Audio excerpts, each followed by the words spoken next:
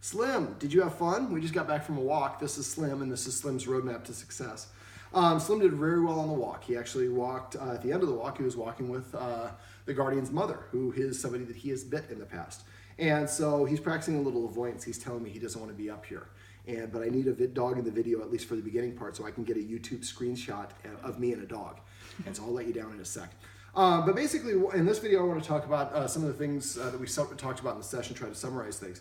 Now, you see his ears right now are down. So that could be, I'm uncomfortable. Now he's of two minds, so one's coming up, one's coming down. But if you see him come down, you see him staring, especially the lower head. Now, as a dog, I can stare like this, or I can stare at you like this.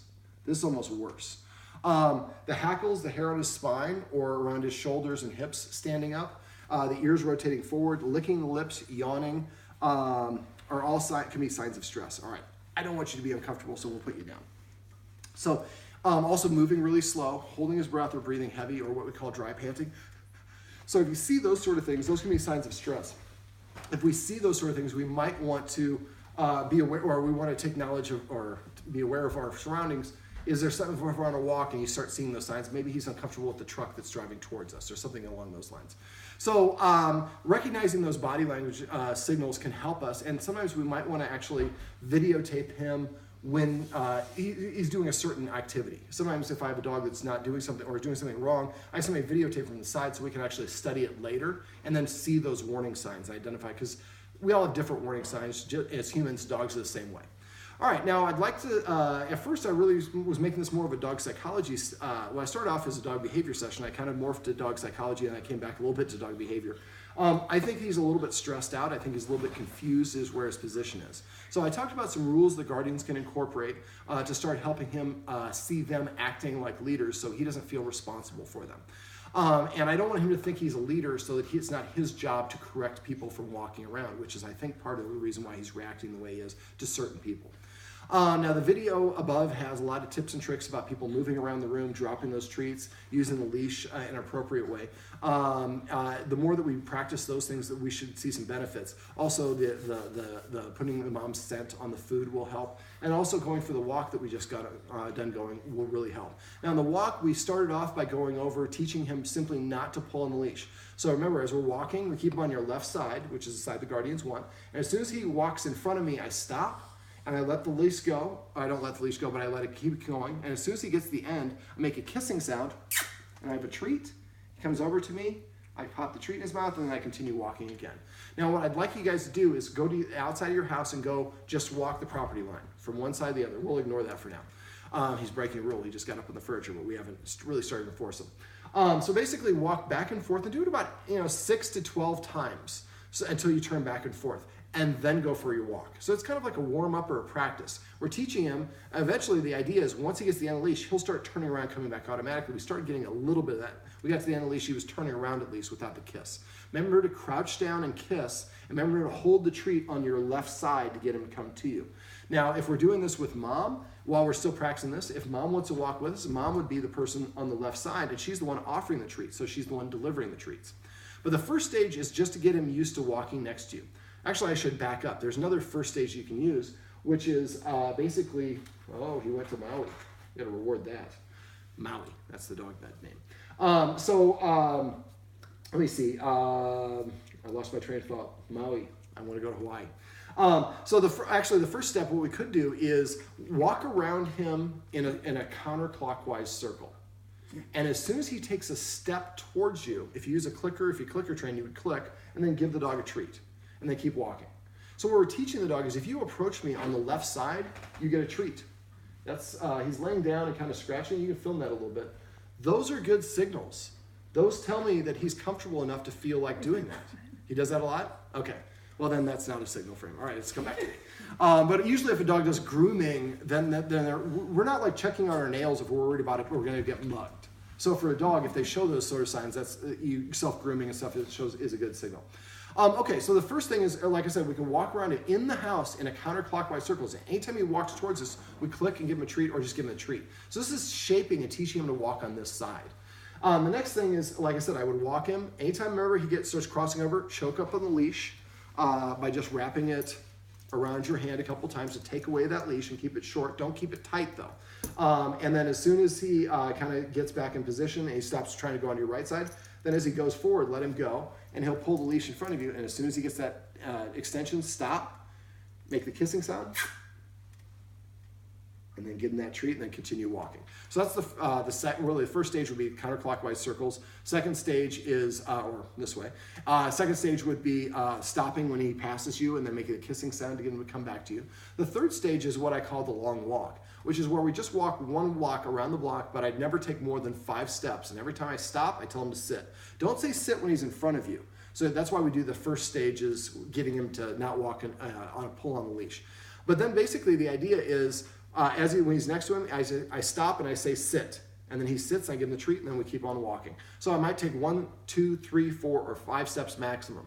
By the time you get done with the walk, you'll probably practice the sit like 25 to 50 times.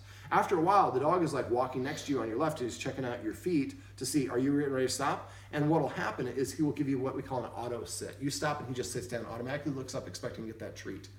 So give him the treat and say the word sit, and then continue on. The idea for this is, like I said, now he's focusing on us as opposed to other things.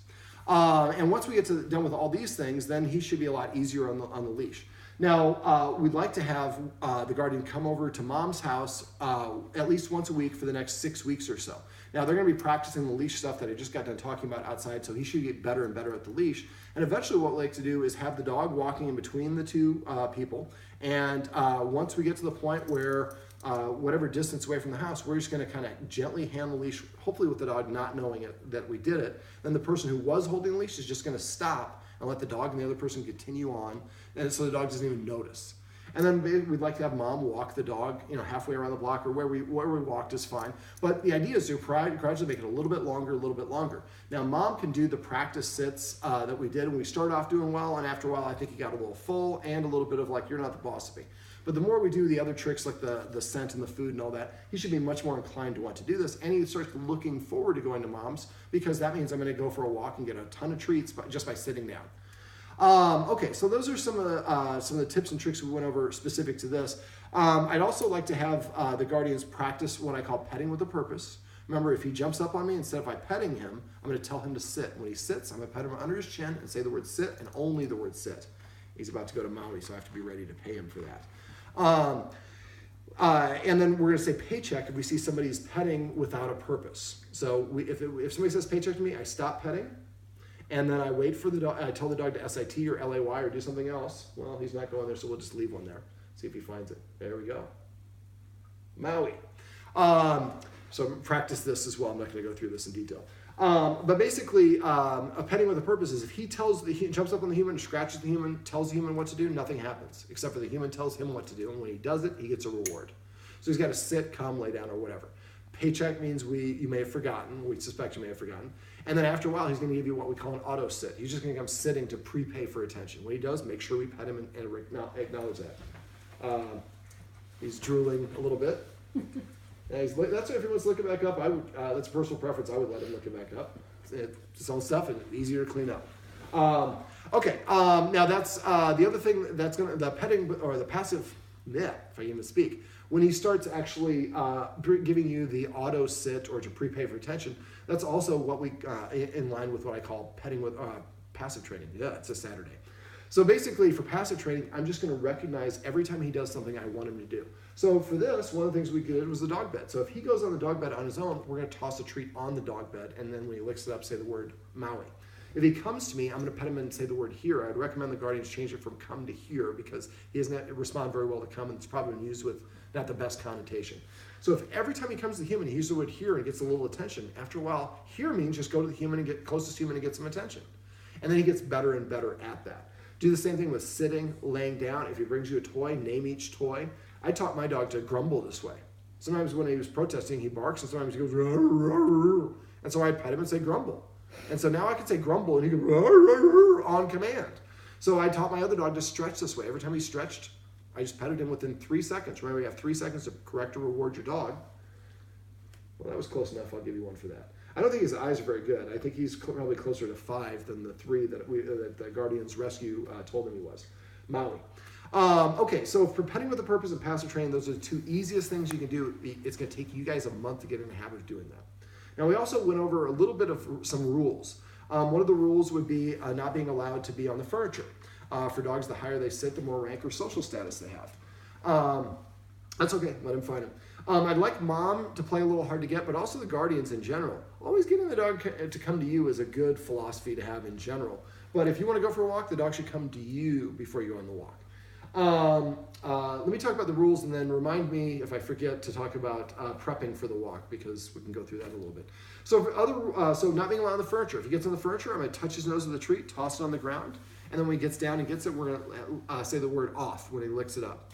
And then at that point, I would guard, not having you guard, but everybody else guard, and not let him back on the furniture.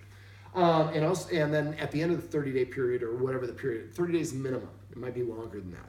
But then it's only with an invitation and only for good behavior. So if you invite him on the couch and he starts growling, now you have to get down. Now, if he's growling at mom and we push him down towards mom, that would be a bad idea. So have mom wait for mom to move away and then do that.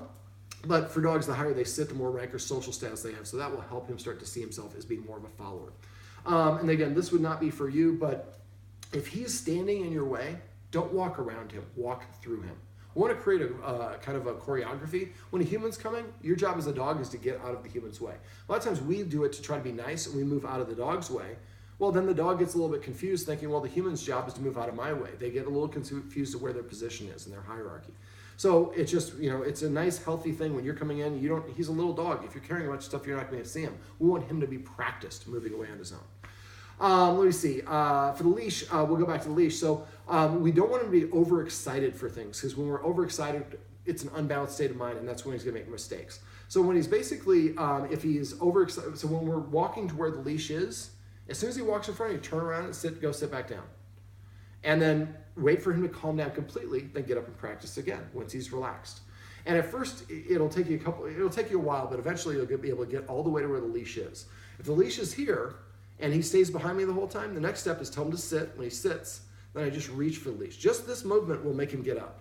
If he does that, the first couple times I would just walk away and go sit down, turn the TV on, grab your phone, do something, wait for him to calm down. When he's calm, practice again. So tell him to sit before you get to the point where you're starting to reach for the leash. Sit. At that point, he needs to stay in a sit until you attach the leash.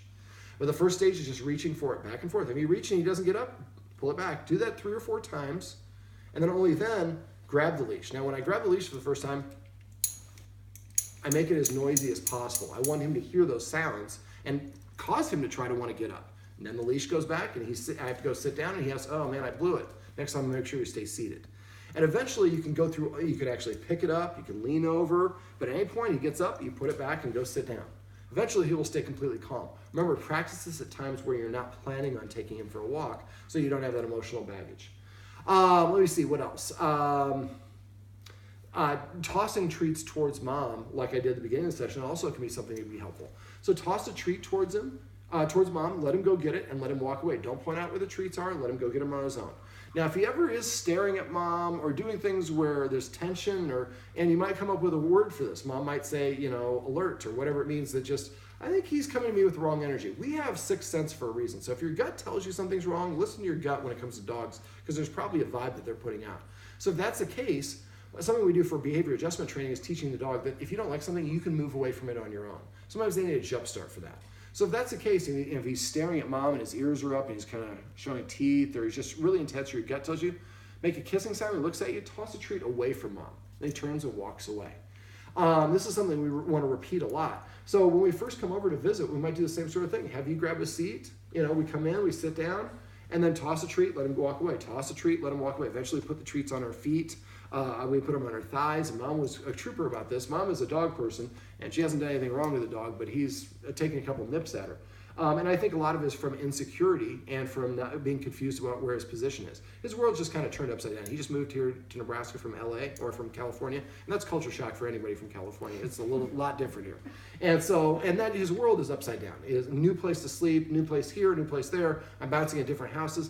That also can be a big contributing factor. Dogs get a regularity, helps them feel calm and confident.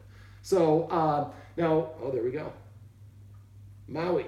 But the more that we start recognizing, the guardians, I noticed initially, were petting him when he did the wrong things. When he was nervous, they were petting him to try to placate him. When he jumped up on him, they petted him, and that teaches him that jumping up on a human is a way to ask for attention. So we're giving a lot of attention for things that we don't like. Now that we know how to use passive training and petting with a purpose, he's going to start doing those things that we want. Make sure we help each other out by pointing out anytime we have an opportunity to do that. Testify, or whatever the word is that you want. Also, try to come up with a list of your command words and exclusively use those command words. Most of us use a lot of different variants of the word. Come here, over here. To a dog, to us it means the same thing. To a dog, I have to learn a whole lot of different words. So if we all use the same words, it's a lot easier. I'd also like to see the guardians do things to boost his self-esteem. And so one of the things I talked about was them taking, for the next 2 months, training him to do different tricks. Now, make them easy tricks. I like maybe starting off with roll over and then play dead. One of those kind of leads to the next one. We teach them to roll over first, and then practice that. Maybe one of the guardians teaches them on Sunday, and then all week long we practice roll over, roll over, roll over. By the end of the week, he's a master at rolling over. The next stage we go to play dead, and we teach him to do that. Roll over is a part of that, or at least part of that is. And so then we teach him how to do that and practice that for the week. So the guardians are taking turns teaching him a new trick or command.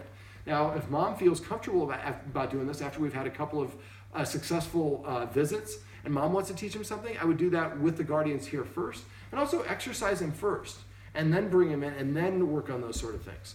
But the more that a dog's, more he learns, the more confident he's going to be, the more higher his self-esteem is going to be, the less reactive he's going to be.